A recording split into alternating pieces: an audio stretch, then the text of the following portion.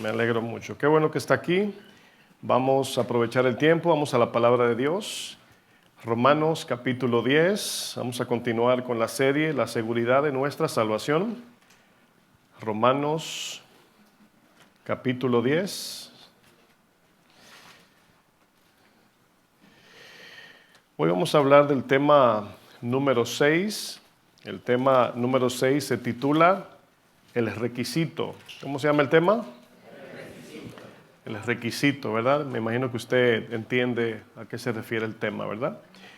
Romanos 10, versículo 1, dice Pablo, voy a leer la versión nueva, traducción viviente, si usted quiere, para que vaya conmigo ahí, lo puede leer en la pantalla, y si gusta también su Reina Valera, no hay problema.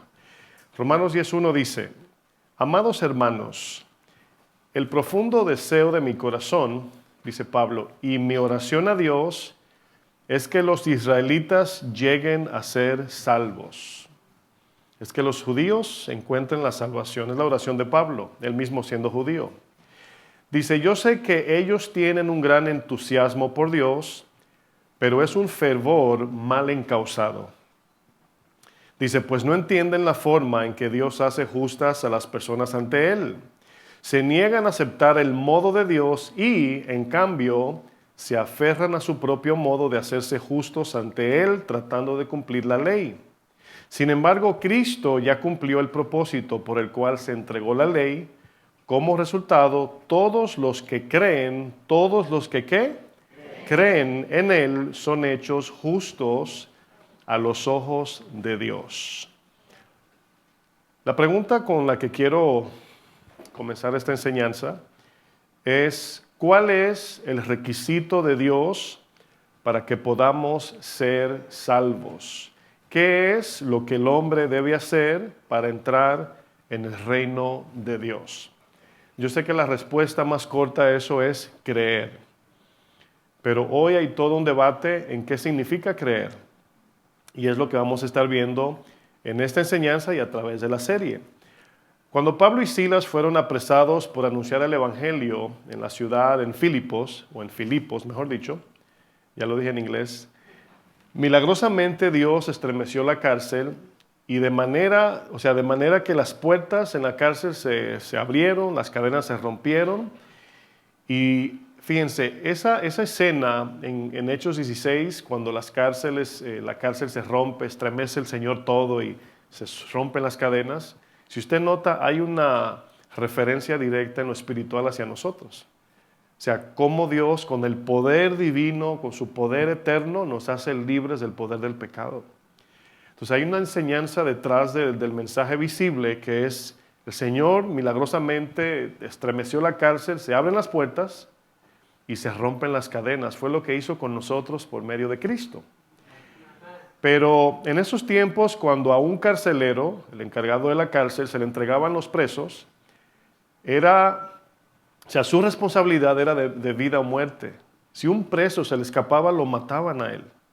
Imagínense con la intensidad y pasión que este carcelero cuidaba la cárcel. Cuando pasa esto, el carcelero obviamente se estremece, se levanta corriendo y cuando ve que las puertas están abiertas, dice el texto que él toma la espada y trata de matarse él mismo, porque él dice, soy hombre muerto.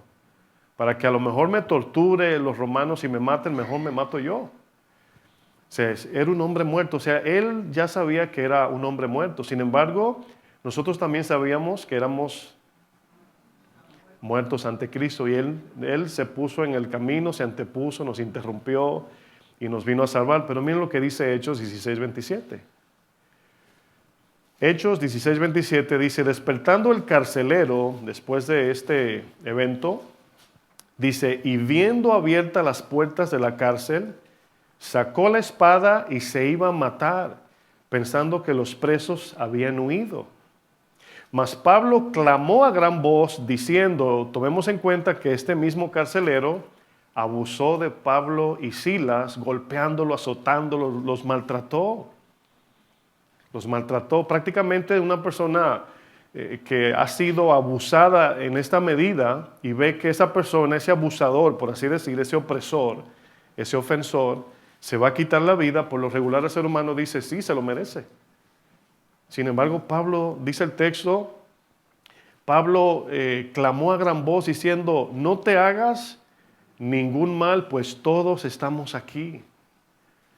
¿Cómo Pablo pudo convencer, aparte de Silas, porque ellos son cristianos, eran cristianos, cómo pudo Pablo hacer que los demás presos no se fueran de la cárcel? Algo pasó ahí. Y yo quiero pensar que mientras ellos cantaban al Señor, ya ellos sabían acerca de Pablo y Silas, porque predicaron el Evangelio, el mensaje, ¿verdad? En esos días, los presos se habían convertido ya por el mensaje y por la evidencia milagrosa del poder de Dios. Nadie salió. Es impresionante esto. Y dice el texto, dice, pues todos estamos aquí, verso 29. Él entonces, el carcelero, pidiendo luz, se precipitó adentro y temblando se postró a los pies de Pablo y de Silas, y él sacándolos, noten, les dijo, señores, ¿qué debo hacer para ser salvo? Bueno, es una tarea que nos va a tomar tiempo, pero la respuesta más corta a esta pregunta, a la que voy a hacer ahora, ¿por qué el carcelero hizo esta pregunta de primero? Bueno, vamos a pensar que el carcelero ya conocía el mensaje. Como bien dije, los presos oyeron a Pablo y Silas cantando al Señor. ¿Qué cantaban? ¿Quién sabe? Pero a lo mejor cantaban de la salvación. A lo mejor adoraban al Señor porque estaban sufriendo. ¿Quién sabe? Pero algo a lo mejor en esa alabanza tuvo que haber dejado un mensaje claro para los presos, pero también para el carcelero. Y nos damos cuenta que el carcelero tenía una idea clara de que estos hombres anunciaban el mensaje de salvación, servían al Dios vivo. Y ya este carcelero, que estuvo a punto de morir de manera física, ahora tuvo una conciencia despierta de su muerte eterna ante Dios. Y por eso pregunta, ¿qué debo hacer para ser salvo? ¿Cuál es el requisito de Dios para yo alcanzar la salvación? Ellos dijeron, cree en el Señor Jesucristo y serás salvo tú y tu casa. El tema de la salvación ha sido uno de los temas más controversiales y de mayor división en la historia de la iglesia cristiana, el tema de la salvación. Según estudios hechos por la base de datos del mundo cristiano y el Centro de Estudios del Cristianismo Global, dicen que existe aproximadamente más de 45,000 denominaciones y sectas cristianas. 45,000. ¿Usted conoce alguna religión que tenga tantas denominaciones? ¿Tantas versiones? No, solamente el cristianismo, ¿verdad? Fíjense, una denominación, voy a definir esta palabra, una denominación es un grupo o rama dentro del cristianismo que comparte las mismas creencias, prácticas y forma de organización, pero que puede diferir en algunos puntos doctrinales o de interpretación bíblica. Una secta, en cambio, es un grupo que se separa de la enseñanza central, fundamental del cristianismo y distorsiona las doctrinas fundamentales de la fe. Noten que una denominación puede ser una iglesia cristiana, una denominación es una organización cristiana que puede diferir con otra iglesia, otro grupo de cristianos en temas secundarios. Los dones, hay iglesias que creen que ya no hay milagros, hay otras iglesias que sí, hay iglesias que no creen en los dones de lenguas, hay otras que sí, pero hay lo que llamamos sectas que ya no son diferencias secundarias, sino que hay iglesias que rebajan, diluyen, tuercen, distorsionan lo fundamental que sostiene la iglesia de Cristo. ¿Se acuerdan cuando el Señor en Mateo 16 le dice a sus discípulos, ¿quiénes piensan la gente de mí? Y le dicen, pues algunos creen que tú eres tal profeta. Y luego le dice, y ustedes que me han seguido, los que han creído en mí, ¿quiénes ustedes piensan que yo soy? Y Pedro dice el texto que por revelación de Dios, Dios se lo reveló. Dice, tú eres el Hijo de Dios, el Cristo, tú eres Dios encarnado. Y el Señor le dice, esto no te lo reveló carne ni sangre. Pero luego le dice el Señor, sobre este fundamento, esta declaración de fe, de que yo soy el Señor, edificaré mi iglesia, y las puertas de la muerte, del Hades, del infierno, no prevalecerán contra ella. ¿Qué significa esto? Que si nosotros diluimos ese fundamento que ya Cristo estableció, entonces la muerte sí tendrá poder sobre nosotros. La muerte sí va a prevalecer contra la iglesia si nos salimos del mensaje, si diluimos, si distorsionamos, si torcemos el mensaje. Entonces, entre denominaciones podemos diferir en puntos secundarios, es decir, en cosas que no afectan la salvación o la divinidad de Cristo. Si cuando alguien le dice, ¿verdad? Usted se encuentra con una persona que te dice, oh, ¿tú eres cristiana? Oh, yo soy cristiano. Y bueno, está bien, no vamos a investigar a todo el mundo a ver si son cristianos de verdad, pero hay veces que se toca el tema de, ¿y en qué ustedes creen? ¿Y qué denominación tú eres? Fíjense, hace unos días me pasó algo muy, muy extraño. Resulta que un día, a mí me gusta caminar mucho y un día sí mi esposa estaba media congestionada con la infección de la garganta y dije, voy a aprovechar que está acostada y me voy a ir a caminar.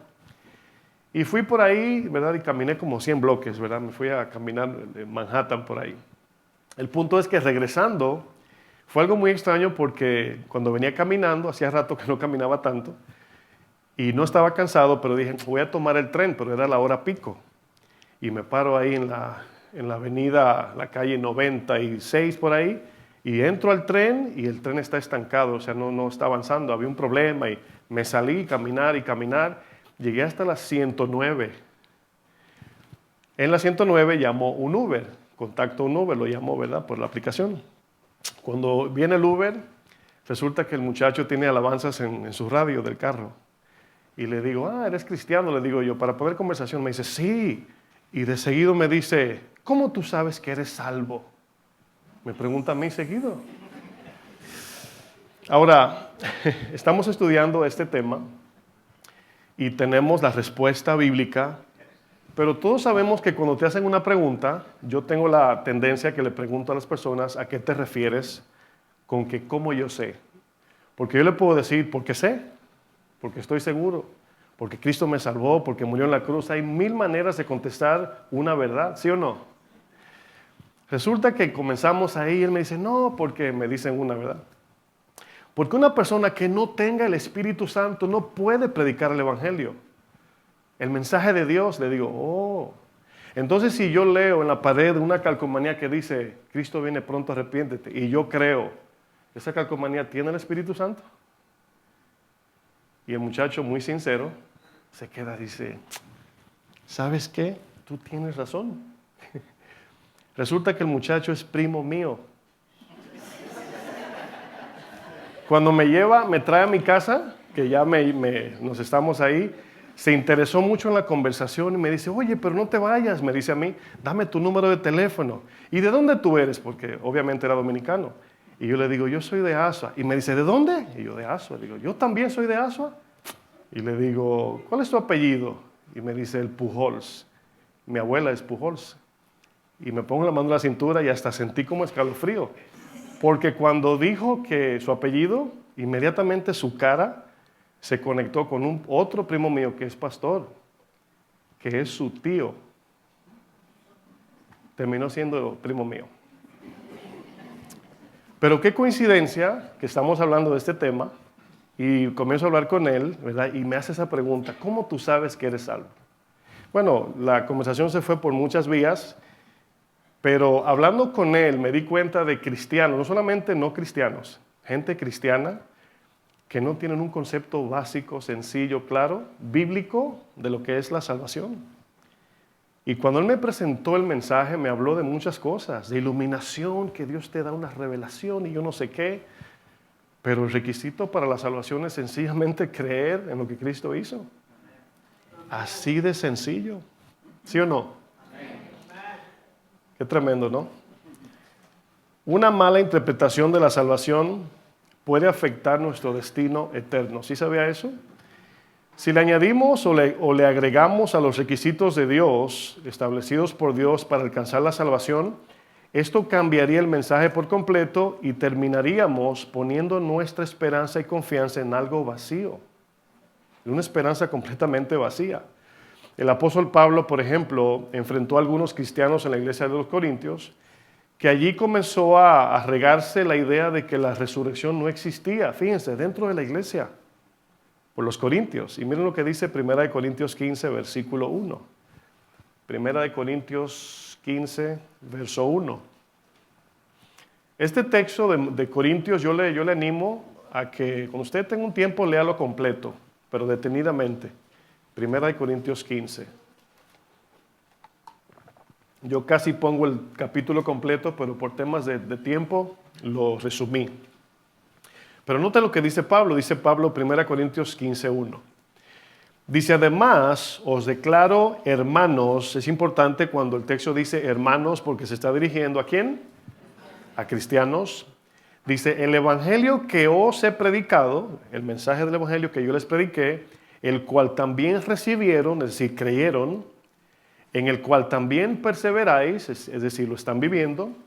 Dice, por el cual asimismo, si retenéis la palabra que os he predicado, es decir, el mensaje del evangelio, sois salvos. Si no, ¿qué dice luego? Creíces en vano. Nuestra fe se sustenta, se fundamenta en el evangelio de Jesucristo. Eso es lo que mantiene una iglesia de pie. Lo que hace una iglesia ser cristiana es que creemos fundamentalmente en el señorío de Cristo y que solamente hay salvación por medio de Él. Eso es lo que nos hace, nos constituye cristianos. No una cruz en el edificio, no una Biblia abierta, no gente hablando de la Biblia, no. El texto, o mejor dicho, el mensaje del Evangelio es el fundamento de la iglesia cristiana. Pablo cuando dice, yo puse el fundamento, pero otro edifica encima. El fundamento es Cristo, el Evangelio. Todo lo que se hace encima de ese fundamento tiene que ser cristocéntrico. Tiene que ser conforme a la salvación, transformación del corazón y señorío de Cristo. Ese es el propósito de la iglesia. Todo lo demás, como dice el pastor Chuy García, es lo de menos. Todo lo demás es lo de menos. Pero noten lo que dice Pablo. El mensaje que yo les prediqué, ahí se encuentra la salvación. Si no se sostienen de ese mensaje, creyeron en vano. Pero miren, después Pablo comienza a confrontar a aquellos que decían que no hay resurrección, diciéndoles que Cristo resucitó, se le apareció a los 12 discípulos o a los 11, y luego a más de 500 creyentes. Y por último se le apareció ¿a quién? A Pablo. Por último se le apareció a Pablo, después de la resurrección.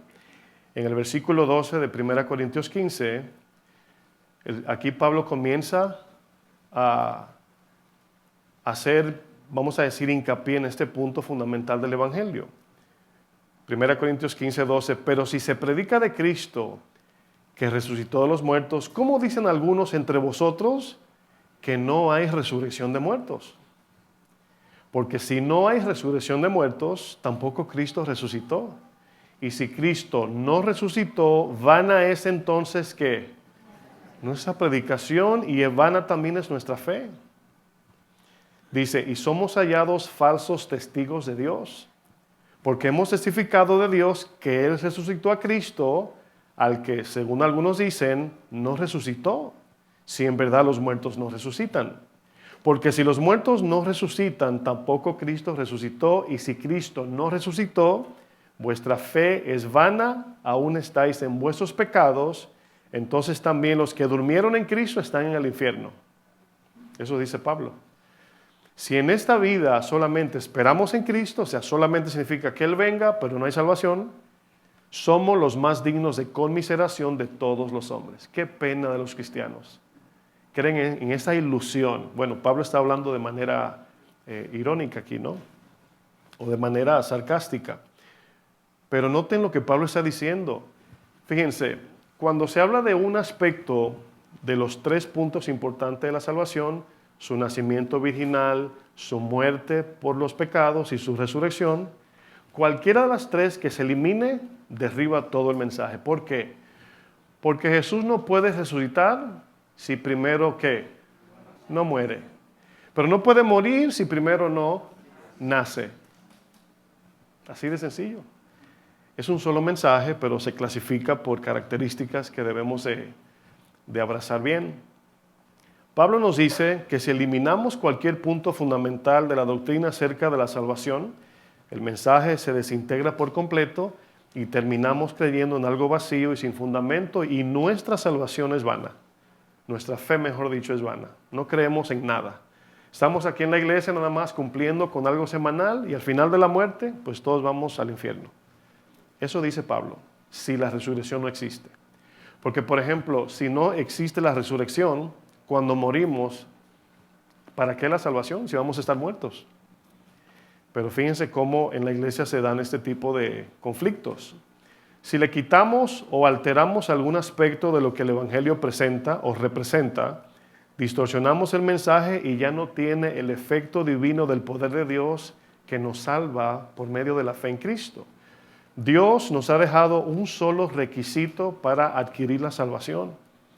Ese requisito es sencillamente creer. Esa palabrita que parece pequeña, ¿no? Tener un malentendido o cualquier confusión o una mala interpretación acerca de los fundamentos que constituyen la salvación nos puede costar toda una eternidad separados de Dios. Noten lo importante del mensaje, no solamente del mensaje, sino bien enseñado y bien predicado. El mayor ejemplo de esto, de este conflicto en la iglesia, lo podemos ver en los mismos maestros de la ley de Israel. ¿Cuáles eran los requisitos que los maestros de la ley presentaban para alcanzar la salvación? Bueno, ¿cuántos se acuerdan cuando en Mateo 23 Jesús los confronta a escribas y fariseos? Le dice, ustedes ponen cargas, atan cargas pesadas sobre los hombres que ni ustedes pueden llevar. Esas cargas eran, si hacen esto, Dios los bendice. Si hacen esto, Dios los recibe en su reino. Si hacen salvación por obras, ¿no?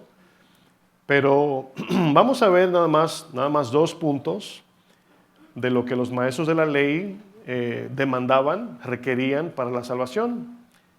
El primer requisito, según los escribas y fariseos, líderes de Israel, era cumplir toda la ley de Moisés y guardar las tradiciones judías. El que no hacía esto, pues obviamente, ¿verdad?, se perdía o no era de Dios.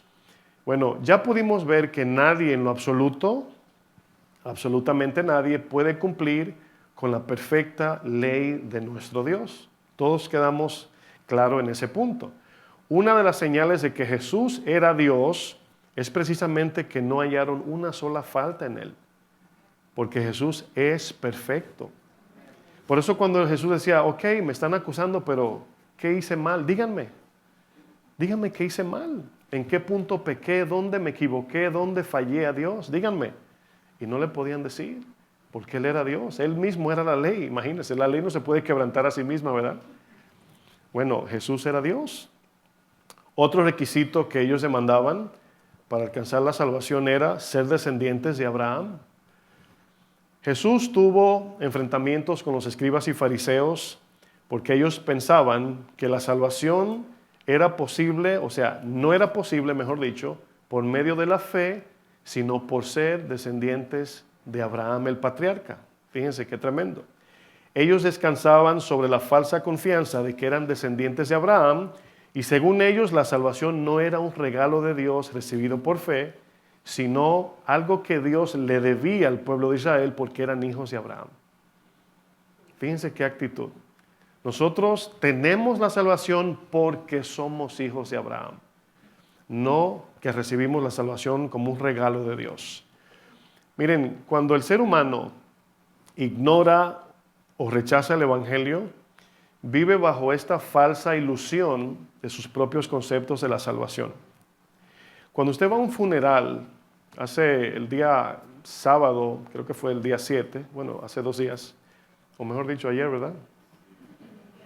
El viernes 7, gracias. Fue el servicio donde celebraron, pues obviamente, el funeral de nuestra hermana Marilú. Y el pastor Chava subió a dar unas palabras y él decía algo muy cierto. Él decía, yo he visitado muchos funerales y por lo regular, todo lo que se dice bonito del que murió, pues es mentira. O no todo, pero la mayoría de las cosas que dicen, pues exageran porque murió y hay que honrarlo. Y luego dijo, pero lo que se ha dicho de nuestra hermana Marilú es verdad. Todos los elogios de sus hijos, los que la conocíamos, los hermanos, dejó buen testimonio ella. Era una mujer de Dios. Entonces, ¿qué pasa? Cuando muere alguien, nadie, claro, no siendo cristiano, nadie dice, bueno, seguro se perdió en el infierno. No, le sacan fotos con alas de angelitos y dice, ay, está en el cielo. Aunque odió, aborreció al Señor, aunque vivió como le dio la gana, para todos esa persona se fue al cielo. Y yo sé que es un punto sensible porque se está hablando de la muerte, yo lo comprendo eso. Pero nosotros de este lado podemos creer lo que queramos. Podemos hacer fotos de las personas con alas de ángeles, podemos pensar lo que queramos, pero el Señor es el que determina por qué esa persona va a entrar en su reino o no. Y el medio que Él ha establecido es el Evangelio en Jesucristo, no nuestros sentimientos o el amor que le teníamos a esa persona. Eso no determina su salvación. Esa persona, me ayudó tanto, gloria a Dios por eso, pero eso no lo salva. Por duro que suene, no hay otro mensaje que yo les pueda compartir. Eso es lo que nos hace entender que solamente por medio de Cristo tenemos acceso al reino de Dios.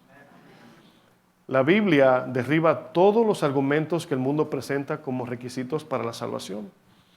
El mundo, entiéndase las personas y el pensamiento de este mundo, se forman ideas personales de los requisitos para entrar al reino de Dios. Si les pregunta usted a cualquier persona, o sea, ¿por qué alguien que no sea cristiano, que no entienda el Evangelio, no lo conozca, tú le preguntas, ¿tú vas al cielo cuando te mueras? Sí, claro que sí, pues Dios es bueno, yo sé que Él va a entender que todo el mundo se equivoca. Y sí, Dios lo entiende eso, pero el hecho de que Él lo entienda no te da un acceso a su reino. ¿Por qué? Porque ya Dios ha provisto de un camino y de un medio de sacrificio para nuestros pecados. Y decir, yo tengo mi manera de entrar al cielo es automáticamente rechazar el regalo de Dios. Y es lo que dice Juan. O sea, la condenación ya no es tanto el pecado porque ya Cristo murió. Ahora la condenación está basada en rechazar a aquel que murió por los pecados del mundo. Y por eso es que lo hace peor y merecidamente la gente va allí. El ejemplo que usé, por ejemplo, de cuando alguien se está ahogando y no puede salvarse a sí mismo y alguien va y lo trata de ayudar y le manotea la mano y se ahoga, ¿qué va a decir la gente? Pues se ahogó merecidamente porque fueron a rescatarlo. Cuando alguien diga que Dios no es amor porque envió a alguien al infierno, pues el Señor envió a su Hijo para rescatar al mundo y el mundo lo rechazó. No sé si están entendiendo.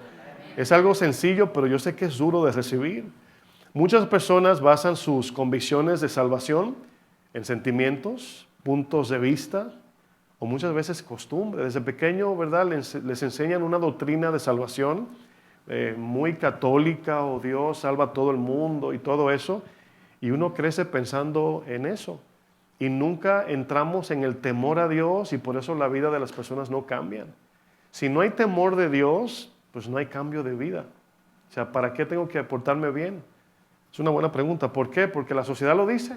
No, porque hay repercusión eterna en lo que hacemos en esta tierra. Y eso nos endereza. Mis hermanos, no es el pecador quien determina cuáles son los medios para alcanzar la salvación, es Dios. Por eso le digo, en esta tierra podemos discutir, podemos hacer eventos de debates. Alguien puede decir, tú estás loco, el otro puede decir, no, es como yo digo. Está bien, discutamos y argumentemos todo lo que queramos. Pero al final del día, el día del trono blanco, pues ahí se va a definir. ¿Y quién tendrá la razón? Pues yo creo que nadie gana cuando, o sea, usted piensa que vamos a ganar algo con decirle a una persona que va al infierno, decirle, yo te lo dije. O sea, no se gana nada porque se perdió la persona. O sea, no queremos ganar el debate, queremos ganar a la persona para Dios. ¿Sí entienden eso? El único requisito que Dios ha establecido para alcanzar la salvación es creer en el sacrificio perfecto de su Hijo Jesucristo. Ni más, ni menos. Eso es todo. Poner toda nuestra confianza en lo que Él hizo en la cruz y creer primeramente que nosotros merecíamos ese lugar y que Él tomó nuestro lugar y su obra fue perfecta y cubre no solamente mis pecados pasados, sino los presentes y los futuros que vamos a cometer. Ya hemos podido ver que la ley hace el papel de un espejo espiritual y moral. Es el trabajo de la ley, que solo nos permite ver nuestra real condición ante Dios. Al mirar las demandas de la ley, porque por ejemplo, si Dios se para frente a ti, frente a mí, y nos dice, ¿quieres entrar en mi reino? Cumple mi ley perfectamente. Si tenemos dos dedos de frente, como decimos en un lenguaje coloquial, le vamos a decir, Señor, no, o sea, ¿quién? Exactamente, por eso mi hijo lo envié. Está sencillo, ¿sí o no? Pero ¿por qué lo complicamos? Porque no queremos. Cuando no queremos, lo más fácil se hace como lo más difícil. Y cuando queremos, lo más difícil se hace como lo más fácil. Ese es el ser humano. Así somos. ¿Qué debemos hacer para ser salvos? Es la pregunta que vamos a estar viendo en esta enseñanza. Esta pregunta, mis hermanos, es la pregunta más importante de todos los seres humanos. Piense usted por un segundo, ¿qué otra pregunta sería más importante de saber a dónde va nuestra alma en el destino eterno? ¿Habrá otra pregunta más importante? Ni siquiera la pregunta de nuestra salud física es más importante que esa, porque todos sabemos que en algún momento vamos a morir. Y esta pregunta fue precisamente la que el joven rico le hizo al Señor. Quiero que me acompañen a Marcos capítulo 10, Marcos 10, versículo 17. Marcos 10, 17.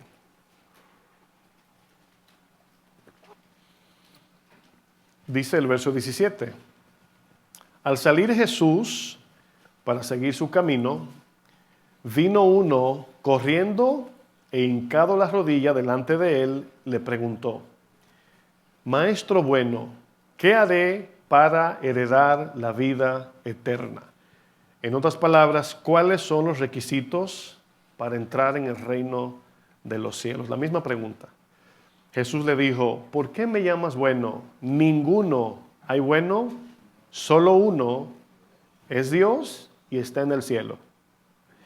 Ahora, ya de entrada, con esto que Jesús le responde, Jesús le está presentando, está derribando a este joven rico los argumentos de que la salvación se obtiene por buenas obras. Ya con eso, ya le dijo, no hay ni un solo bueno, no hay quien haga lo bueno, Romanos 3 dice. Hay un solo bueno, es Dios, y ni siquiera está aquí, o sea, hablando con el joven rico, está en el cielo. Pero acuérdense que la pregunta tenía mucho que ver también con que este joven rico vea al que tenía enfrente. Jesús en apariencia no se parecía a Dios. El mensaje, como lo vimos el domingo pasado, escondía la gloria de Dios que era revelada por la fe. Entonces este joven rico, por eso cuando la mujer del frasco de alabastro se postra a Jesús, no solo por lo que él hizo por ella, sino que por medio de la fe ella llegó a conocer quién era Jesús, el Señor. La mujer sirofenicia, la razón por qué ella tuvo una fe grande, como dice el Señor, grande es tu fe, es porque ella dijo, hasta las migajitas, Señor, del poder de Dios, una migaja de Dios es como todo el alimento del mundo. ¿Qué está haciendo ella? Está engrandeciendo a Dios. Cuando el centurión le dice, Señor, no tienes que ir hasta mi casa. O sea, tu autoridad con tu palabra, con eso basta. Todas estas personas, incluyendo el malhechor en la cruz, la razón por qué pudieron ver el señorío de Cristo es porque creyeron. Podemos ver a Dios en Jesús cuando creemos. Si no creemos, lo que vamos a ver es un hombre bueno, un hombre moralmente correcto, un profeta, uno más, pero no a Dios en Cristo. Eso viene por la fe. Y el joven rico no podía ver al que tenía enfrente. Jesús le dice, ¿se dan cuenta que Jesús no lo descalifica? Si somos nosotros, entramos en discusión. ¿Tú nunca has quebrantado un solo mandamiento? ¿Tú nunca? Y comenzamos a debatir y se cierra la puerta del corazón. Y aquí Jesús nos va a dejar un ejemplo de evangelismo que lo voy a compartir en un momento. Jesús no se pone a discutir, le dice, ok, vamos a agotar tus recursos morales. Tú conoces los mandamientos, verso 19. No mates. Y él diría, pues yo nunca he matado a nadie. Jesús diría, ¿nunca has odiado a alguien? ¿Nunca te has llenado de ira con una persona que hasta te muerde los dientes así como... ¿Quién no ha hecho eso en algún momento? Ay, si yo lo agarro. Le dice el Señor, no hurtes. No, yo no he robado. Bueno, ¿en algún momento te has quedado con lo que le pertenece a Dios? Eso es robo. No digas falso testimonio. Pues yo nunca he hablado mentira. Nunca has distorsionado una verdad. Nunca la has dicho en manipulación o con doble sentido o con curva. No defraudes significa no engañes. Honra a tu padre y a tu madre, sean buenos padres o sean malos padres. Yo creo que todos nos quedamos en todita. En algún momento quebrantamos uno de esos mandamientos, o todos. Pero miren, ¿cuál fue la actitud del joven rico? Porque cuando Jesús le dice los mandamientos, ¿conoces? Jesús lo único que hizo fue que le puso un espejo delante al joven rico para que él se viera en el espejo de la ley moral perfecta de Dios. ¿Y qué hizo el joven rico? ¿Cuál es su respuesta? Él entonces respondiendo, verso 20, le dijo, maestro. Él no dijo, bueno, ahí voy, ¿verdad? Yo he hecho lo posible, como decimos algunos de nosotros humildemente. Bueno, que ahí vamos, pastor, que uno falla a veces. No dijo eso él. Todo esto lo he guardado desde mi juventud. Soy perfecto. Bueno, aquí Jesús nos da un ejemplo de cómo evangelizar efectivamente. Jesús sabe que Él no cumplió un solo mandamiento. Jesús lo sabe, Él es Dios. Sin embargo, el Señor no lo expone. ¿Por qué? Porque se iba a convertir en un debate interminable. ¿Saben lo único que hizo el Señor? Encendió la luz del Evangelio y se la arrojó en su corazón.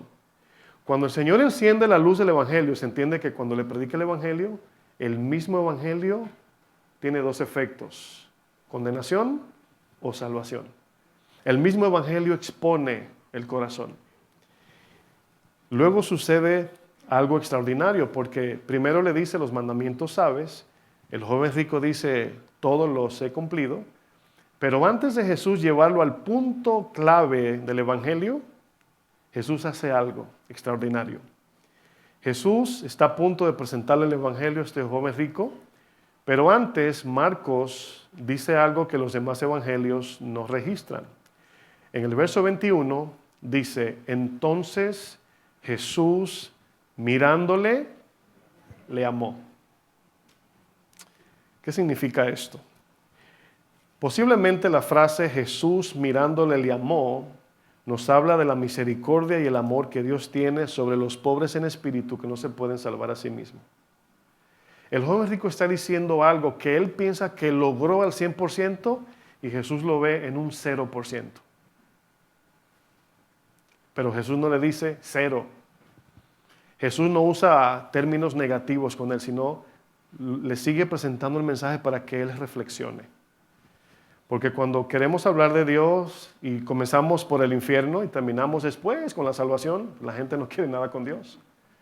Cuando comenzamos, no, porque tú nunca has hecho esto y tú, y comenzamos a atacar en vez de predicar el mensaje.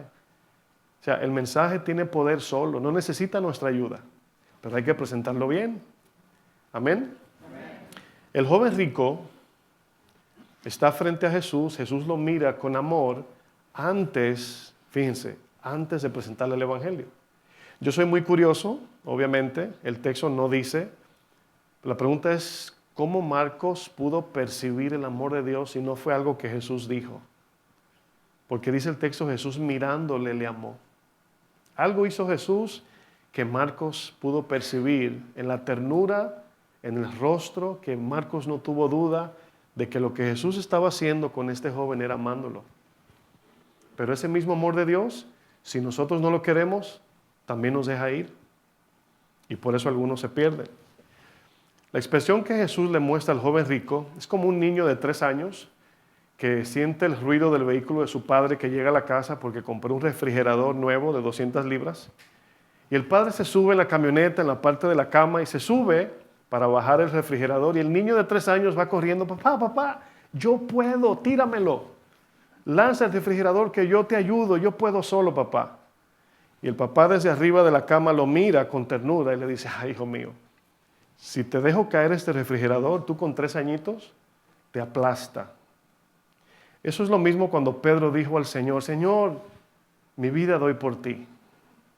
Y el Señor lo miró y le dijo, Pedro, el gallo te va a presentar tu espejo. Te vas a mirar en el espejo de tu imperfección, de que no vas a poder sin mí. Eso es lo que el Señor hace con nosotros.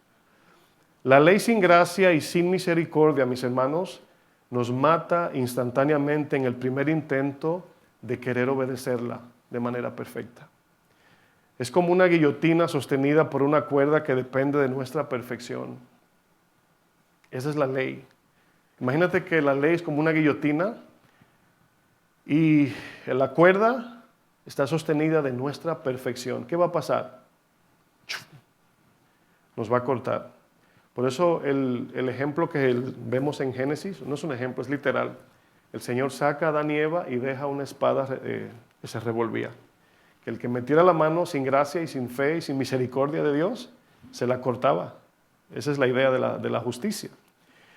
La ley, mis hermanos, es exigente y en el momento que no alcanzamos su estándar perfecto, en ese instante nos condena sin compasión. Esa es la ley. Jesús recibió la penalidad de la ley en él. Jesús no lo mató la ley. ¿Sí sabían eso? Jesús lo mató el pecado. Pero por su justicia resucitó, porque era inocente. La justicia, él era la justicia, el pecado lo mató como ser humano, pero él, como era justo, resucita. No podemos, bajo nuestros logros humanos, alcanzar el favor de Dios, mis hermanos.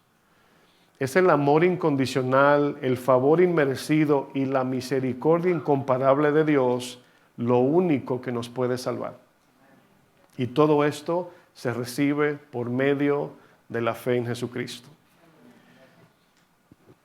Pablo confronta a los gálatas que intentaban ayudar a Dios en su propia salvación. Y conocemos que en Gálatas comenzaron a desviarse y a decir, pues sí, Cristo, pero hay que circuncidarse, hay que guardar el sábado, hay que hacer esto. Y comenzaron a judaizar el evangelio. Y Pablo los confronta duramente en Gálatas 3, verso 1 y les dice, oh Gálatas insensatos. ¿Cómo usted sabe que Pablo estaba gritando en ese texto? A ver, porque tiene signo de admiración. No le dijo así, miren, no fue así, oh Gálatas insensatos. No, le dijo, oh Gálatas insensatos. Esa es la expresión de Pablo. Como quien dice, es una reacción de indignación de Pablo. ¿Quién os fascinó para no obedecer a la verdad? Aquí la verdad es el evangelio, para que usted entienda. Dice, a vosotros ante cuyos ojos Jesucristo fue ya presentado claramente entre vosotros como crucificado, ese es el evangelio. Dice, esto solo quiero saber de vosotros. Le pregunta, aquí va a decir recibiste el Espíritu, pero es lo mismo decir recibiste la salvación, porque quien nos salva es el Espíritu Santo cuando entra en nosotros. Yo lo voy a poner así, ¿recibisteis la salvación por las obras de la ley o por el oír con fe? La respuesta era obvia, por el oír con fe. Tan necios sois, dice Pablo, que habiendo comenzado por el Espíritu, ahora vas a acabar por la carne. Tantas cosas habéis padecido en vano, si es que realmente fue en vano. Aquel pues que os suministra el Espíritu y hace maravillas entre vosotros, ¿lo hace por las obras de la ley o por el oír con fe? En el verso 13 les recuerda esa fe que sucedió al poner nuestra fe en Cristo. Dice, Cristo nos redimió de la maldición de la ley, hecho por nosotros maldición, porque escrito está, maldito todo aquel que es colgado en un madero, para que en Cristo, esa en es muy importante, para que en Cristo Jesús, la bendición de Abraham alcance a los gentiles, se entiende que a los que no somos judíos, a fin de que por la fe recibiésemos la promesa del Espíritu de Dios. Jesús primero le muestra la misericordia al joven rico y luego le presenta el Evangelio. Eso nos dice, mis hermanos, que siempre que hablemos de Jesús, nuestra motivación e iniciativa debe comenzar por la misericordia y el amor de Dios que lo caracteriza. No prediquemos el Evangelio para probar un punto, para que la gente vea que somos cristianos o que conocemos la Biblia. Si no hay una motivación correcta al compartir el Evangelio, mejor nos quedamos callados. Es mejor. Pero siempre que sintamos, acuérdense que es el Espíritu que nos mueve a predicarlo, ¿no? Porque hay gente que lo hace natural, porque ya es un hábito, pero hay momentos donde tú dices, ay, el Señor me está diciendo que me acerque con esa persona y comenzamos a temblar. Y ay, ¿le digo o no le digo? Ay, es que yo no la conozco a esa persona. ¿A quién le ha pasado eso? A ver, la manito. A un buen grupo. En ese momento no era nuestra decisión hacerlo, más bien nuestra iniciativa. sino que estábamos ocupados y de repente el Espíritu te habló, te dijo, acércate con esa persona y háblale de mí. ¿Por qué son los nervios? Porque no queremos, nos da miedo. Porque si nos rechazan, nos insultan o algo nos pasa, no queremos arriesgarnos. Pero el amor de Dios que viene a nuestro corazón nos motiva a hablarle de Jesús a otros, pero Dios va a probar nuestra fe y amor que decimos tener al hablarle a esa persona de Cristo, aunque nos insulte, aunque nos golpee a lo mejor. Eso hace el amor es sufrido, dice la palabra de Dios. Jesús igualmente le presenta la misericordia primero antes que el mensaje. O sea, Marcos dice que Jesús lo miró y le amó. Y luego le dio el mensaje. Marcos 10:21 dice, Jesús mirándole le amó y le dijo, una cosa te falta. Una cosa. ¿Cuántas? Usted sabe de matemática, ¿verdad? Bueno, en un momento vamos a leer a ver esa una cosa que Jesús le demanda, a ver si es una. Pero ¿qué usted piensa que pasó por la mente de este joven cuando Jesús le dijo esto? Póngase en el lugar del joven donde es un joven que está a lo mejor contando los mandamientos. Bueno, ya yo no he hecho esto, ni esto, ni esto. Y Jesús le muestra los 6 últimos mandamientos de los 10, los últimos 6, y le dice, tú conoces los mandamientos. Y Jesús comienza por los prácticos humanos. Le dice, todo eso yo he hecho. Y luego le dice, pero te falta uno. Y me imagino que el joven rico dijo, ¿uno? ¿Cuál? Dejó el más importante afuera. Quizás este joven a lo mejor pensaba, uno más y lo logro. Dime cuál es y ya tengo mi boleto seguro a la salvación. No tenía idea de lo que Jesús le iba a decir, pero ¿cuál fue el requisito que Jesús en verdad le mostró, le presentó? Bueno, Jesús luego le dice, anda, vende todo lo que tienes y dalo a los pobres y tendrás tesoro en el cielo y ven, sígueme tomando tu cruz. Si Jesús le dice al joven rico en vez de esto que dijo, solo te falta amar a Dios con todo tu corazón. ¿Qué hubiese dicho el joven rico? Yo amo a Dios con toda mi vida. Jesús se fue directo a la demostración, a la evidencia. Porque en Lucas 10, lo vamos a ver a lo mejor al final de esta enseñanza, el intérprete le dice, ¿cuál es el gran mandamiento? Jesús le dice, dime tú, y él se lo cita, pero luego le desarrolla la historia del buen samaritano. Entonces Jesús no quería escuchar más que el joven rico le dijera otra vez, todo eso lo he cumplido. Ahora el joven rico está puesto sobre la mesa de la evidencia. Una cosa te falta. Esa una cosa la vemos en el texto que son 4 cosas. ¿Cuáles son? Vende tus posesiones, dáselo a los pobres, entrégame tu vida por completo y toma tu cruz. ¿Cuántas? ¿Pero cuántas dijo el Señor que le faltaban? Una. ¿Por qué si Jesús dice te falta una, les dijo que hiciera 4? Miren, me explico. Cuando un hombre se enamora de una mujer y decide casarse con ella, ese amor que es uno, ese único amor manifiesta muchas obras. ¿Verdad que sí? Entonces, cuando un hombre hace cosas por su esposa, queremos creer, y se casó con ella obviamente, es porque la ama. Todo lo demás son evidencias de eso, de ese amor que dice tener. No sé si me doy a entender. El amor a Dios obviamente se manifiesta en muchas cosas que podemos hacer, pero es un amor. Pero se ve por medio de lo que Jesús le dice. Jesús identifica que este joven rico tenía un ídolo en su corazón que no era el Dios que él decía creer. Era las riquezas materiales, el dinero, vamos a decir. Jesús le dice, si tú quieres ser perfecto, como dice Lucas o Mateo, saca el ídolo de tu corazón y permite que el señorío de Cristo gobierne ahí. Eso fue lo que le dijo. Pero ese mandamiento, esa una sola cosa, Jesús está apelando al primer mandamiento, al gran mandamiento. Amarás al Señor tu Dios con todo tu corazón, con toda tu mente y con toda tu alma. Ese es el primer mandamiento. Es el único mandamiento en sí. Lo demás solamente son resultados, manifestaciones y frutos de lo que decimos amar.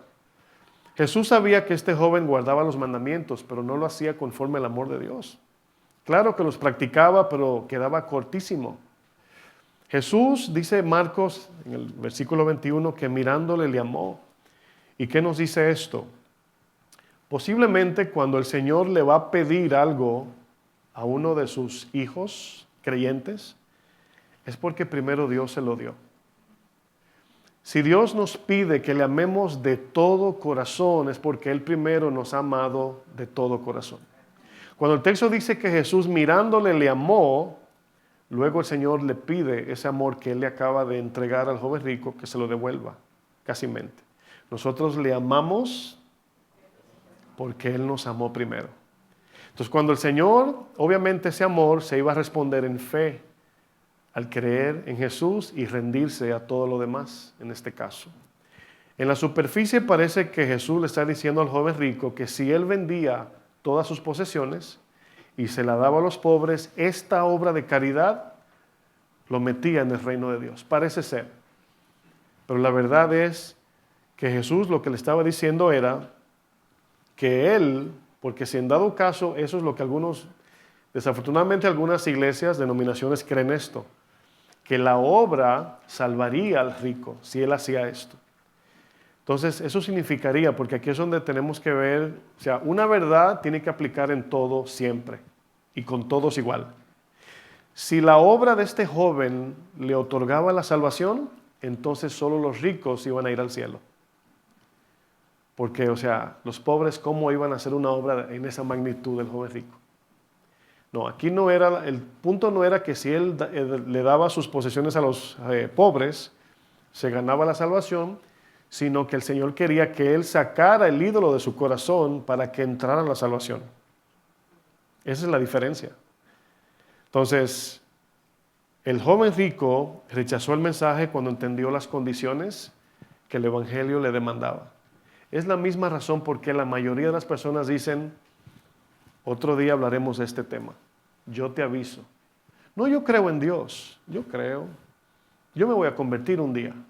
O algunos rotundamente dicen, a mí no me hable de tu Dios. Pero siempre tiene que ver con un amor mayor que a Dios.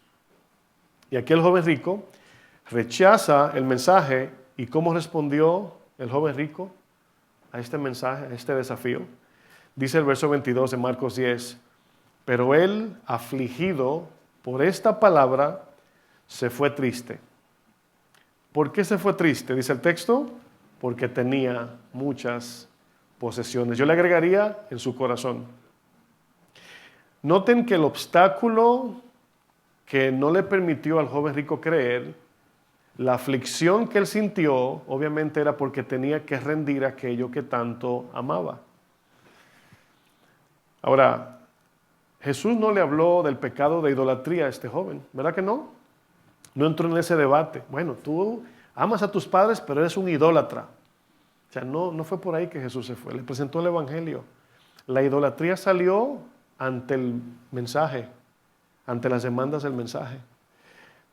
¿Por qué se afligió el joven rico? Jesús obviamente le dice, tus buenas obras no son suficientes para la salvación. Tus riquezas poseen todo tu corazón sin espacio para Dios. Vende todo, regálalo a los pobres y toma tu cruz y sígueme. Por eso se afligió el costo de seguir a Jesús. Como hemos estudiado la salvación, recibimos la salvación completamente gratis. Cristo la compró en la cruz. Pero seguir a Jesús nos cuesta absolutamente todo. Nadie en lo absoluto rechaza el mensaje del Evangelio por incapacidad de creer o por falta de pruebas suficientes que nos muestren la insuficiencia espiritual y nuestra inmensa necesidad de un Redentor. Nadie puede decir, yo no creo porque no he podido creer. Nadie. Lo pueden decir, pero no es una realidad, no es una verdad. Cuando el joven rico rechaza el mensaje del Evangelio, termina yéndose, dice el texto que se fue triste. Jesús no le cayó atrás corriendo, pero déjame decirte, pero déjame diluir del mensaje un poquito, a ver si te gusta. Regálame un minuto más y te voy a convencer. ¿Verdad que no hizo eso? No quería el mensaje, se fue. Ya lo entendió él, muy bien. Él entendió porque si no entendiera, se quedara ahí y preguntara, ¿cómo que tengo que hacer qué? No, él entendió perfectamente y se afligió. por lo que el mensaje le estaba demandando, el requisito de Dios. Jesús, en vez de caerle atrás a como algunos hacen, que comprometen el mensaje por, entre comillas, alcanzar el alma, nos hacemos más buenos que Dios. Jesús se voltea. ¿Y a quién tiene atrás de él? A sus discípulos. Marcos 10:23. Dice, entonces Jesús, mirando alrededor, significa que los miró a todos, así, dijo a sus discípulos, cuán difícilmente entrarán en el reino de Dios los que tienen riquezas. Los discípulos, acuérdense que no tenían con qué caerse muerto, se asombraron de sus palabras, pero este asombro parece ser que es por los ricos. Oh, wow, pobre de los ricos. Pero Jesús respondiendo recalcó algo, volvió a decirles, hijos míos, hijos, cuán difícil le es entrar en el reino de Dios a los que confían en las riquezas. Y aquí están los ricos y los pobres que dependen o tienen su confianza puesta en las riquezas. Está el rico que confía en lo que tiene y el pobre que confía en lo que puede tener. Más fácil, dice el Señor, es pasar un camello por el ojo de una aguja que entrar un rico en el reino de Dios. Sí, pastor, pero esa aguja era un lugar en Israel donde el camello se doblaba. No se lleven de ese mensaje, eso es mentira. Jesús está usando una hipérbole para que comparemos la imposibilidad de nosotros en nuestras fuerzas entrar en su reino. Así de sencillo, un camello, ni la pestaña de un camello cabe por una aguja. ¿Usted sabe que las pestañas de camello son gruesas por el tema del desierto? Entonces, imagínese un camello. Pero hay quienes quieren sonar más teólogos que la Biblia. Pastor, fíjense que el Señor me mostró que en Israel había un lugar y yo siempre le pregunto, ¿y en qué fecha? Porque Jesús dijo eso hace 2000 años. Esos son cosas, se le llama extra bíblicas. ¿Y saben qué sucede? Que hace la salvación posible, porque si el camello se quita todo y se dobla, puede pasar. Pero aunque el joven rico se quitara de sus riquezas, tampoco eso le otorgaría la salvación. Era su confianza puesta en Jesucristo. Hay gente que ha dejado el alcohol, las drogas, y yo ya me estoy portando bien, pero todavía no aceptan a Jesús. No, pastor, yo ando derecho, sí.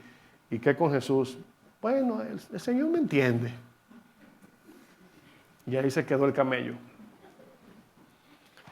Más fácil es pasar un camello por el ojo de una aguja que entrar un rico en el reino de Dios. Ellos se asombraron aún más diciendo entre sí, o sea, ¿quién pues podrá? Aquí se incluyeron. ¿Quién pues podrá ser salvo? Porque el rico tiene riquezas y no va a entrar. Nosotros no tenemos, pero queremos riquezas. Tampoco vamos a entrar. Y obviamente ahí es donde entra el texto que no voy a leer, donde Jesús dice, para el hombre es imposible salvarse, pero para Dios no, porque para Dios todo es posible, exactamente. La fe para salvación, mis hermanos, implica dos fundamentos o dos cosas fundamentales. Número uno, reconocer a Jesucristo como nuestro único medio de salvación. No solamente reconocerlo como el único Señor o el único Dios que salva, sino que nosotros no tenemos que agregarle nada. Hay pastores que dicen, si tú no diezmas, te vas al infierno. ¿Han escuchado un mensaje así? ¿Y qué significa eso? Pues que la salvación depende de mis diezmos. Que si tú no te congregas, te vas al infierno. O sea, todo lo que hacemos como cristianos es porque ya somos salvos. Nuestra fe depende de la obra terminada en la cruz por Jesucristo. En eso descansamos. Pero hay otro punto fundamental, y esto es un tema de mucho más debate todavía, el cual no me voy a meter muy hondo. Ya dije, fundamentalmente parte de lo que es el requisito de la salvación es reconocer a Jesucristo como nuestro único medio de salvación. Lo segundo, que constituye no la salvación, sino parte de nuestra fe fundamental, es someternos a Jesucristo como nuestro único Señor. Una tiene que ver con ver a Jesús como nuestro único medio para ser salvos. Y lo otro tiene que ver voluntariamente, después de la salvación, someternos al señorío de Cristo. Que eso es precisamente lo que trae la evidencia de que hemos recibido la salvación.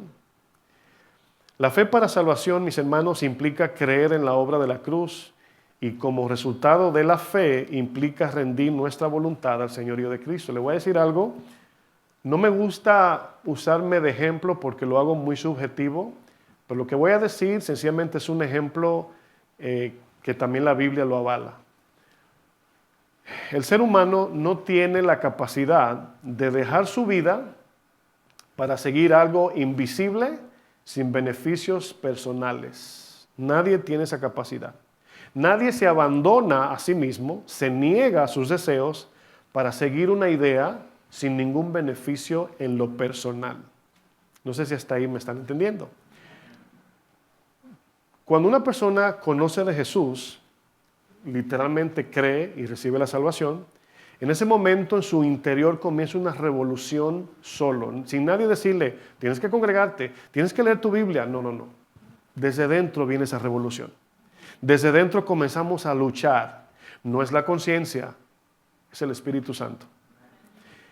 En ese momento, aunque no hayamos hecho ninguna obrita o frutito hayamos dado, la salvación se identifica inicialmente por eso. La revolución de lo que dice Gálatas, el deseo del Espíritu es contra la carne y el deseo de la carne es contra el Espíritu y estos dos se oponen.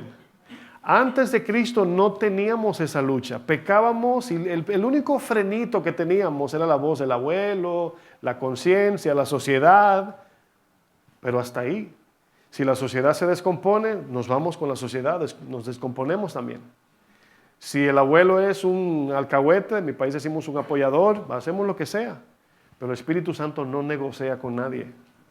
Y Él comienza a luchar con nosotros en los deseos de Dios y los deseos de la carne y comenzamos, ay, quiero agradar a Dios, pero también quiero ver el mundo. Quiero leer la Biblia, pero quiero ver una película. Quiero orar, pero también quiero ir a pasear. Esa es la lucha de todo cristiano. Si no hemos nacido de nuevo, eso no es ni siquiera una lucha. Eso es muy fácil escoger, lo que mi carne me pida. No sé si me entienden. Eso es una manera de saber que tenemos una lucha donde el Espíritu nos está llevando a someternos al señorío de Cristo. Pero finalmente, aunque haya una lucha interna, la decisión es de nosotros.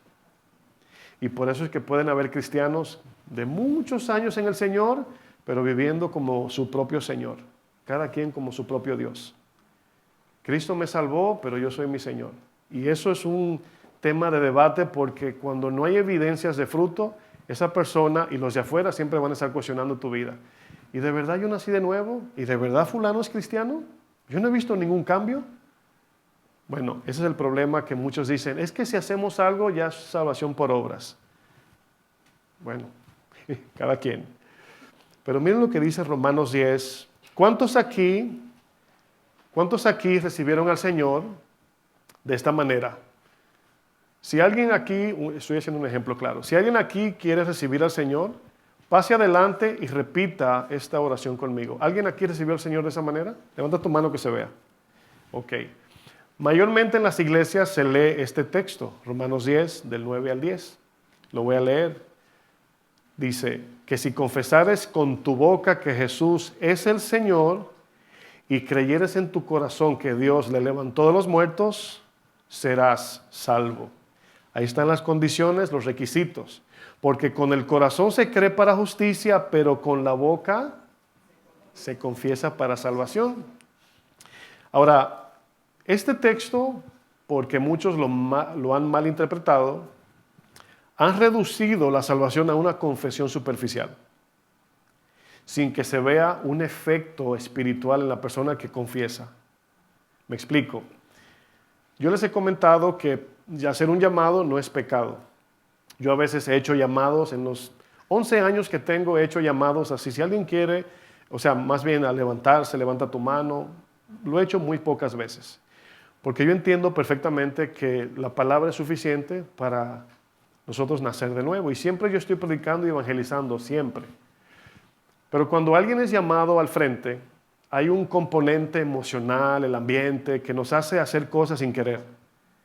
Y hasta lloramos, porque el ambiente nos inmerse en ese ambiente de sentimientos. Y vemos a una persona, por ejemplo, yo he visto momentos donde yo puedo bautizar a una persona y al otro día se desaparece. Y bautizamos a fulano, ¿y dónde está? Se desapareció. Es emocional a veces. O a veces decimos, Señor, te entrego mi vida, y nos citamos al suelo, y Señor, y es emocional. ¿Por qué? Porque lloremos o no, sintamos o no, tengamos alguna experiencia, un éxtasis espiritual inmenso o no, la fe es una decisión personal. Aunque no sintamos o aunque sintamos. Es posible que al creer tengamos alguna experiencia, pero no es la experiencia emocional que confirma que hemos creído. Es la conciencia que el Evangelio trae a nuestra mente de que yo merezco el infierno. El Dios de la creación vino a este mundo, encarnó por mí, murió, y hoy me presenta un mensaje para que al yo poner mi confianza en eso, recibo así de sencillo la salvación. El Espíritu viene a mi vida y comienza una obra, y dice Filipenses, el que comenzó en vosotros la buena obra, la terminará hasta que venga el Señor. Esa es la promesa, mis hermanos. El requisito es poner toda nuestra confianza en Jesús. Pero aquí el punto es que Pablo dice, si confesares con tu boca que Jesús es el Señor y creyeres, vemos dos condiciones aquí. Hay dos condiciones, dos requisitos. Pero quiero desafiarlos y decirles que es un solo acto de fe y el otro es una evidencia de la fe verdadera. Confesar a Cristo es una evidencia externa. Y confesar, acuérdense que no solamente es en palabras. En esos tiempos, contexto romano o greco-romano, el único Dios que se podía confesar, la palabra confesar es homologeo, la palabra Señor o Dios es kurios, ya usted sabe más o menos griego ya. El kurios de ese tiempo, el Dios de ese tiempo era el emperador. Si alguien decía que otro era kurios, Dios, lo mataban. Esto significa que cuando alguien confesaba a Jesús como Señor con su boca, era literalmente algo real. Porque estaba exponiendo su propia ¿qué? Su propia vida, exactamente. Entonces las palabras no eran superficiales. Era profundamente una fe real, al punto de que me pueden matar, pero Cristo es mi Señor. Ahora bien, esta expresión, evidencia externa, nace de una primera acción interna, creer de todo corazón. El texto se puede leer al revés, comienza por lo externo, porque es lo que vemos. Es como Santiago, está hablando de la lengua, pero en sí es el corazón, porque luego se va a la fuente. Si creemos, entonces dice el texto, confesaremos a Cristo, si hemos creído de verdad. ¿Están captando el mensaje o tienen hambre? Dígale al pastor, pastor, estamos asimilando profundamente lo que usted está diciendo. Es importante para mí como pastor que yo puedo avanzar en otros puntos, pero este tema es fundamental, mis hermanos. Primero creemos con el corazón y el fruto de una fe sincera es la confesión del señorío de Cristo. Nadie puede llamar a Jesús Señor si no tiene dentro ¿a quién? Al Espíritu Santo. Y el Espíritu no puede entrar si primero no hemos creído. Es importante entender eso. Nuestras palabras superficiales o vacías al decir que Jesús es el Señor no nos salvan. Yo he visto mucha gente pasar adelante, repetir la confesión de fe y volver al mundo como si nada hubiese pasado. Entonces no es la confesión de decir Él es el Señor. Yo he visto iglesias que en la pared dice Jesucristo es el Señor y hacen lo que le dan la gana. ¿Por qué me llaman Señor, Señor y no hacen lo que yo digo? Dice el Señor, ¿no? Lucas 6:46. Nuestras palabras superficiales, repito, y vacías no son no es lo que constituye la fe para salvación. Es la fe en lo dicho por Dios que luego nos permite confesarlo como Señor. Cuando yo creo, la evidencia de eso es que yo hago de mi Salvador también mi Señor. La salvación se recibe en el momento en que escuchamos el Evangelio y voluntariamente decidimos creer en el mensaje que señala la obra perfecta de Jesucristo. Esta fe, mis hermanos, no es emocional, no es superficial, sino una decisión firme de rendir por completo nuestra vida a Cristo, reconociendo nuestra necesidad de un Salvador y respondiendo al mensaje que proviene directamente del corazón de Dios.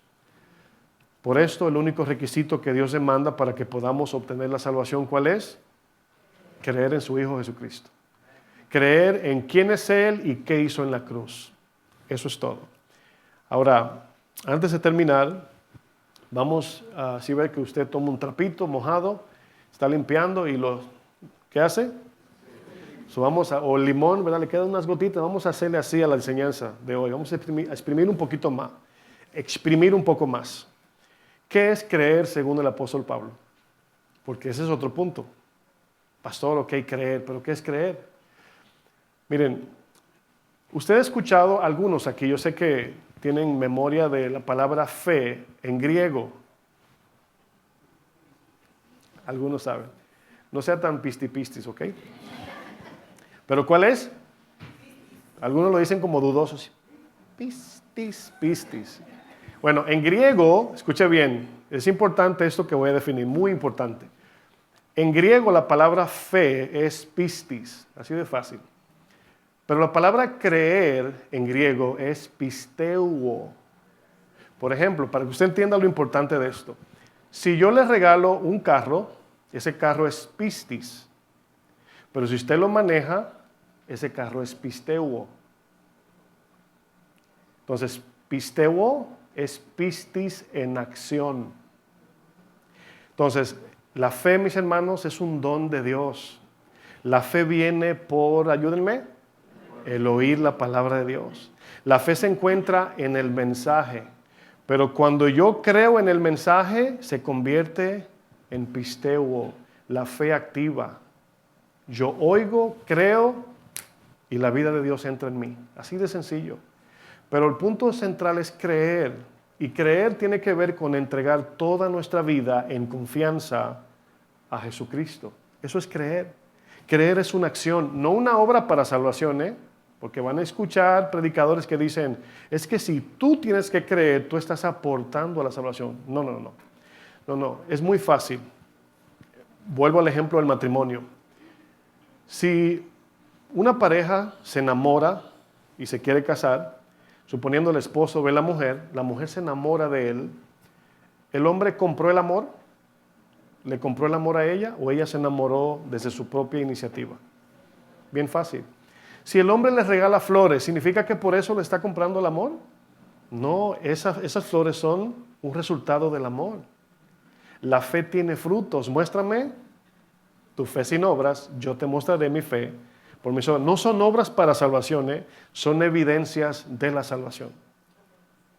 No sé si están captando, no quiero que se me vayan.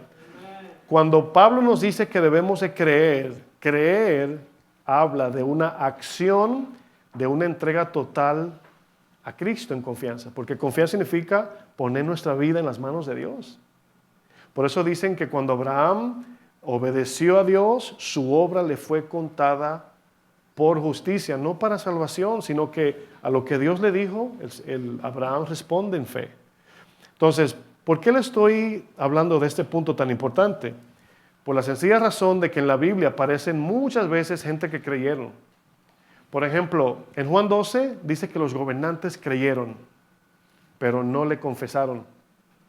Creer ahí solamente este es el mensaje de salvación. Tienes razón, pero no quiero que me boten de la iglesia. No quiero que mis amigos me dejen. Eso fue lo que pasó. Amaron más la gloria de los hombres. Entonces, ¿qué significaría creer ahí para que consumara la salvación? Que a pesar de lo que el mundo haga con mi vida, yo voy a seguir a Cristo. En otro texto dice la palabra que los demonios creen. ¿Es para salvación? Ellos tiemblan, tienen temor de Dios. ¿Pero por qué no es para salvación? Bueno, primero porque no pueden ser salvos. Segundo, porque esa fe no es en la obra de Jesucristo, reconociendo su propio pecado. Otro ejemplo lo tenemos en Hechos 26. Agripa es un buen ejemplo. Agripa creyó, le dice Pablo, yo sé que tú crees. Casi mente diciendo, yo sé que tú sabes que lo que digo es verdad. ¿Y qué dijo Agripas, el rey Agripas? En otro, mira, casi me hago cristiano, pasa que me acordé que me deben un dinero por ahí, o me acordé de algo que tengo pendiente, otro día yo me convierto cuando termine esto. Se van a dar cuenta que los que rechazan el mensaje es porque no quieren, no porque no pueden. Siempre estamos negociando entre seguir a Dios o seguir el mundo. Ese es el requisito. Y creer aquí es precisamente entregar todo por aquel que decimos creer. Si yo te digo, desde un avión de 10,000 pies de altura, ¿tú crees que este paracaídas te puede salvar? El avión se va a estrellar. ¿Tú crees que el paracaídas se puede salvar? Tú dices, sí creo y no te lo quieres poner. ¿Qué me estás diciendo? Que no crees. Pero tú te lo pones y te lanzas. ¿Y cómo yo sé que tú creíste? Cuando te lances. Esa es la evidencia de creer. Creer no es una obra, creer es una respuesta de la obra que Él hizo. No sé cómo ponerlo más claro. Pero termino con Lucas 10, 25.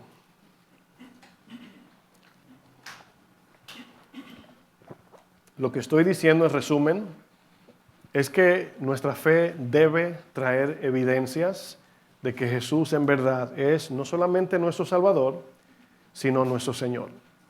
Por eso usted va a ver mucha gente que dice, yo creo en Dios. Y yo le digo, ¿y los demonios también? Dice Santiago 12, eso, los demonios creen.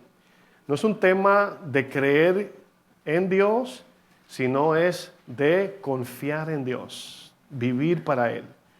Cuando hablamos de confianza, todo lo que ese objeto que decimos confiar nos pida, le vamos a decir que sí. Porque según nosotros creemos en Él, confiamos en Él. Lucas 10:25, usted conoce la historia. Un intérprete de la ley se levanta y le dice a Jesús, lo está obviamente probando, lo está tentando. Maestro, la misma pregunta, ¿haciendo qué cosa heredaré la vida eterna? Aquí Jesús, por eso es que el texto hay que explicarlo, porque el Evangelio se presenta de muchas maneras, pero es el Evangelio. El Evangelio siempre va a demandar que amemos a Dios por encima de todo. El Evangelio, si yo les pregunto, para que ustedes vean, ¿cuándo fue la primera vez que Dios le presentó el Evangelio a Adán? Y con lo que le voy a decir, usted la va a agarrar seguido. ¿En el capítulo 2 o en el 3? Ahí va. En el 2 le dijo, puedes comer de todos los árboles, de este no. En el 3 le dijo, la serpiente le va a pisar, o mejor dicho, la semilla de ella le pisará la cabeza a la serpiente la va a morder en el calcañar. Ese es el Evangelio. Pero yo pregunto, ¿cuándo fue la primera vez que el Señor presentó el Evangelio? ¿En el capítulo 2 o en el 3? Están indecisos, ¿verdad?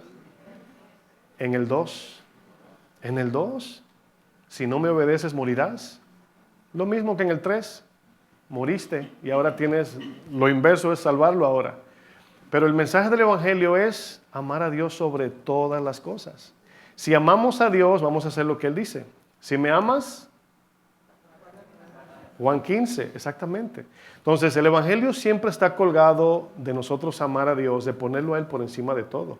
Eso es creer, eso es confiar. Porque si confiamos, ahí pondremos todos nuestros huevos de oro en esa canasta. El intérprete quiere tentar a Jesús y le hace la pregunta. Él le hace la pregunta creyendo él que sabe la respuesta. Es una pregunta para tentar, no porque no sabía, según él. ¿Qué debo hacer para heredar la vida eterna? Jesús le dijo, ¿qué está escrito en la ley? Porque está hablando con un intérprete. Aquí la conversación es diferente. El Evangelio aquí lo presentó diferente porque él conoce la ley. Y le dice el Señor, ¿qué dice la ley y cómo lo interpretas? ¿Cómo lo entiendes? Aquel respondiendo dijo, amarás al Señor tu Dios con todo tu corazón y con toda tu alma y con todas tus fuerzas y con toda tu mente y a tu prójimo como a ti mismo. Ese mandamiento, mis hermanos, escuche bien, sin fe en Cristo no se puede vivir. Porque quien activa el amor incondicional y divino de Dios en el creyente es el Espíritu Santo. Porque sin el Espíritu Santo, si pudiéramos amar de esa manera, sin el Espíritu Santo, Dios sale sobrando. Cuando Dios nos da el mandamiento, nos está poniendo el espejo de que nadie puede vivir bajo esos conceptos de la ley. El mismo pecado nos hace odiar a Dios y odiar sus mandamientos. ¿Cuántos de nosotros nos gustan las instrucciones y las órdenes? Levanta tu mano. Ay, yo me deleito cuando mi jefe me dice, vaya a hacer lo que le dije. ¿Alguien ha dicho eso alguna vez?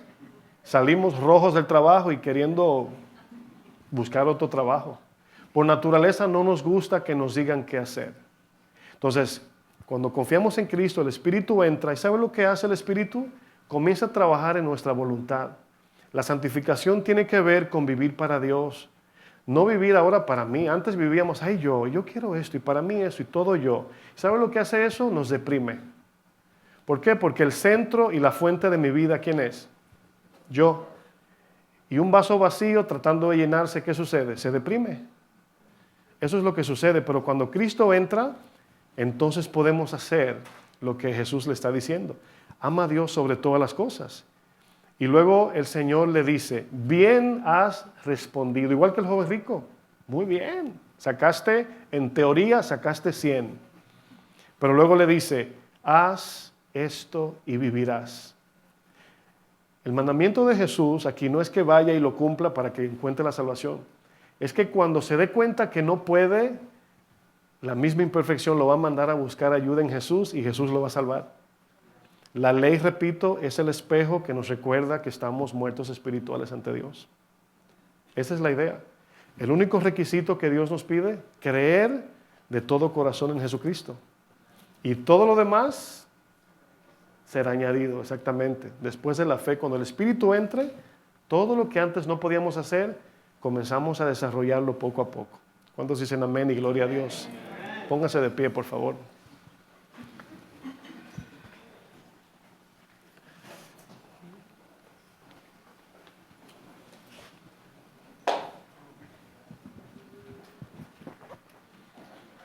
El requisito, mis hermanos, pues Dios nos ha presentado el único requisito para recibir la salvación. ¿Y sabe qué?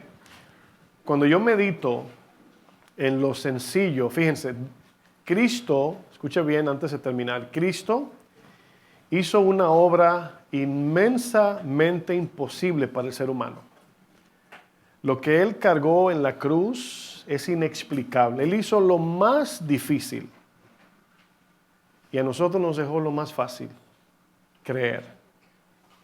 Cuando a ti te invitan a comer, alguien te invita a comer y suponiendo que es un restaurante caro, pero a veces nos sucede que nos invitan a comer y como que no estamos seguros si el que nos invitó va a pagar. ¿Le ha pasado? Y miramos el menú y miramos a la persona y miramos el menú y... Ay, este se ve bueno, pero vale $55. Esta sopita vale $2.50. Voy a pedir esta sopa mejor, ¿verdad? ¿Le ha pasado? Y nos sucede eso que luego nos pagan la cuenta porque es un restaurante caro en el ejemplo. Y la persona dice, no, yo voy a pagar. Y no tenemos dinero, pero pensamos, no, permíteme, no tenemos nada, pero estamos ahí, ¿verdad? No, yo pago. A veces hay que decirle, está bien, paga tú, ¿verdad? Pero esa persona paga todo. Y tú te comiste un manjar que no diste un solo centavo y lo disfrutaste. Otra persona pagó por ti. Es un ejemplo tan pequeño comparado con Mateo 18, cuando dice que un siervo le debía, usted sabe la cuenta, ¿no? 60 millones de días de trabajo, 165,000 vidas de 100 años para pagar una deuda. Y le presentan a este siervo y el Señor lo mira y dice el texto, y el Señor, movido a misericordia, hace lo que vimos en Hechos 16 con Pablo y Silas. Lo perdonó y lo soltó. Él lo pudo haber perdonado y lo hace su esclavo, así como que ahora eres mío en el sentido de bajo mi yugo. ¿No? Lo perdona y le dice y lo deja ir. Eso hace el Señor con nosotros, con la deuda que tenemos. Pero siempre estudiamos el punto clave. El hecho de que el Señor nos perdone la deuda significa que la deuda se desaparece. Cuando algún gerente de un banco te dice, mira, tú debes $20,000, pero sabes que no debes nada. Los $20,000 nada más es delete y ya. No, alguien absorbe la deuda. Esa deuda tuya y mía de 165,000 vidas de 100 años que teníamos, trabajando cada segundo sin desperdiciar un medio segundo, Cristo la abrazó, Él la paga. Él nos ha movido a misericordia y ya, no, Él es movido a misericordia y Él abraza nuestro pecado, nuestra culpa, nuestra deuda. Y gracias a Él somos libres. Aquí viene la pregunta, ¿cómo deberíamos de vivir al conocer este mensaje el resto de nuestros días, después que Él nos hizo libres y nos ha perdonado. Él quiere que nuestra obediencia sea nacida de gratitud. Si Él quiere, nos pudiera encadenar porque nos compró con su sangre, ¿sí o no? Pero no lo hizo. Lo dejó a nuestra disposición para que voluntariamente vivamos en obediencia. Porque sabemos que la obediencia bajo yugo produce ansiedad y produce más desobediencia. Pero la obediencia nacida de gratitud lo hacemos con un corazón contento, alegre y amando a nuestro Señor. Eso Él quiere de su iglesia. Sacrificios y ofrendas significa que lo hagamos voluntariamente. Y asimismo el Señor, por medio de su Hijo, nos demostró ese mismo amor que ahora espera que nosotros le mostremos al mundo. Porque ya no se trata de mí, sino de mi prójimo. Amén. Vamos a orar. Señor, te damos gloria y gracias por lo fácil que tú has hecho la salvación. No fue fácil para tu Hijo, Señor, pero ahora lo has presentado fácil para mí. Solamente creer con mi vida. Y lo menos que podemos hacer, lo menos es entregar toda nuestra vida a aquel que pagó por nosotros en la cruz, cuando por el pecado la muerte nos esperaba para pagarnos con condenación. Hoy podemos celebrar que somos libres. Hoy podemos celebrar que vamos camino a tu reino. Hoy podemos celebrar que no estamos bajo cadenas del poder del pecado o de Satanás. Somos libres en ti, Señor. Y al caminar en ti, mi Dios, tu Espíritu nos va transformando y ese fruto viene como una evidencia para amar a los demás. Y ese fruto sirve de testimonio para que aquellos que no creen puedan creer. Gracias, Señor.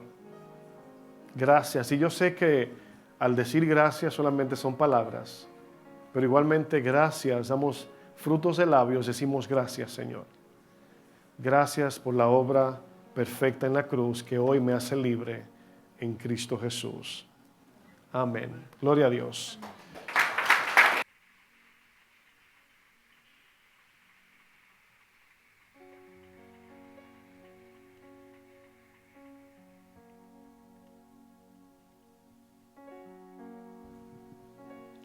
Sí, Señor. Fruto de labios que confiesan tu nombre, Señor. Tú eres nuestro Señor, nuestro Redentor, nuestro Salvador. Nuestra obediencia es para ti, Señor. Que estamos delante de ti con un corazón humillado.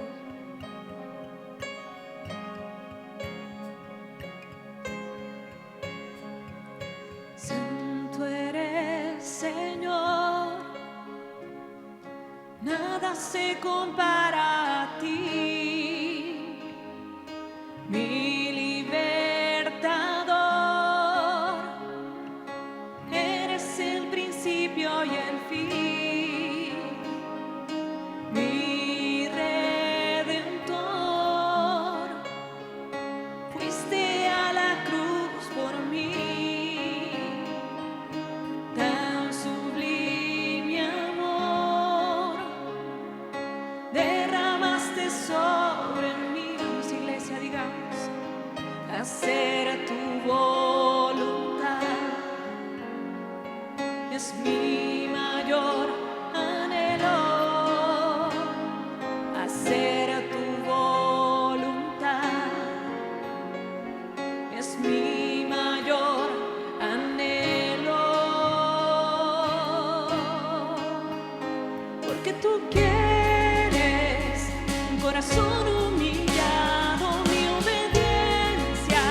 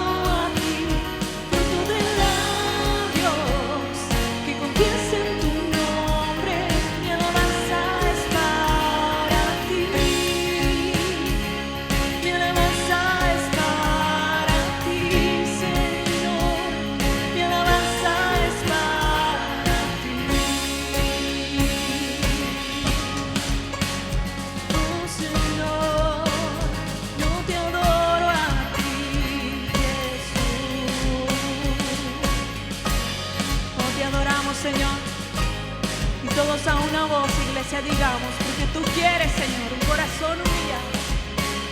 Porque tú quieres un corazón humillado, mi obediencia hoy rindo a ti, fruto de labios que confiesen tu nombre, mi alabanza es para ti. Porque tú quieres un corazón humillado, mi obediencia hoy rindo a ti, fruto de labios que confiesen tu nombre, mi alabanza es para ti. Porque tú quieres un corazón humillado, mi obediencia hoy rindo a ti, fruto de labios que confiesen tu nombre, mi alabanza es para ti. Mi alabanza es para ti. Mi alabanza es para ti.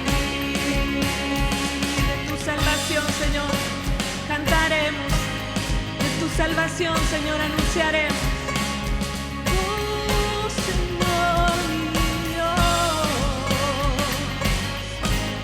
mi alabanza es para ti, Jesús. Mi alabanza es para ti, es para ti, es para ti, es para ti, dile, Señor, es para ti, es para ti,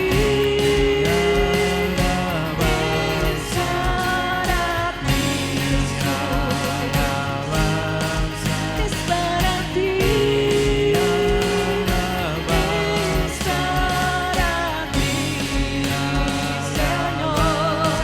es para ti, Señor, es para ti,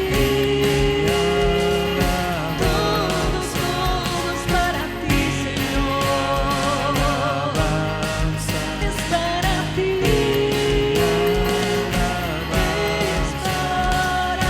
ti, mi vida es para ti. Oh Señor, tú estás sobre todo. Tú gobiernas, Señor, y tú tienes señorío sobre cada uno de nosotros. Gracias porque hemos entendido hoy, Señor, que no es solo creer, es confiar, Señor, es vivir para ti, Señor. Gracias, Señor Jesucristo, por ser nuestro Redentor.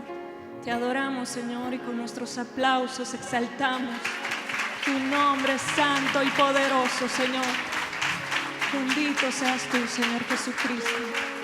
Amén y amén. Que el Señor nos bendiga, amada iglesia, y que Él sea acompañándonos y guardándonos hoy domingo.